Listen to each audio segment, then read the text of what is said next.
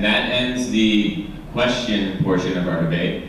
And here we'll move into our closing statements, and the floor will once again be Congressman Perez's first. All right, well, thank you. This is wide-ranging questions, and I know a lot of them came from audience members, so appreciate you doing this and appreciate the chance to go back and forth on a lot of these issues. I think my opponent and I do have some common ground. We've discovered this in a number of debates and discussions in recent days. We both, I think, put a high stock on personal privacy and civil liberty and the Constitution, the Bill of Rights. I think where we differ is that we don't turn a defense of privacy into a kind of uncritical defense of privatization. My opponent, if I read him right, thinks the Social Security system not only should be privatized, it should be abolished. That NIH research is unconstitutional. That the setting of fuel efficiency standards is unconstitutional.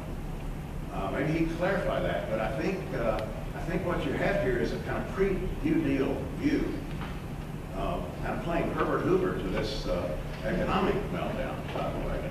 A kind of pre-New Deal view of what this country is all about. That may be based on some private constitutional interpretation, but it certainly isn't mainstream. Another difference is that unlike my opponent, I'm not running away from my national ticket. Pretty clear here tonight, he's trying in every way he can, including some fairly exaggerated ways, to distinguish himself not only from George Bush, but also from John McCain and from the party he would, I suppose, vote to put in the leadership of the House of Representatives, where he could go to Washington. He, I think, would plan to vote for Republican leadership of the House, the very Republican leadership whose policies he has disowned here tonight. I'm very upset with the stewardship of the Republican Party. I think they have taken our diplomacy and our reputation in the world to dangerous depths. And as chairman of the House Democracy Assistance Commission, I've seen that more times than I could wish. They've run our economy into the ground. They've provided over the largest fiscal reversal in U.S. history for $5 trillion in projected surpluses at the beginning of the Bush administration, and now over $3 trillion in additional debt. No wonder my opponent is trying to shed that baggage as quickly as he can. But the reason I have supported Senator Obama and Kay Hagan for Senate and I'm trying to get more Democrats elected to the House is because we need working majorities to get this country's moral leadership once again established in the world, to get this economy in good shape, to have a fiscal policy that pays as we go. So many issues, so much at stake in this election. Please help us out. Please help us on campus. We need your work. We need your vote. We need your good judgment. Thank you for welcoming us here tonight.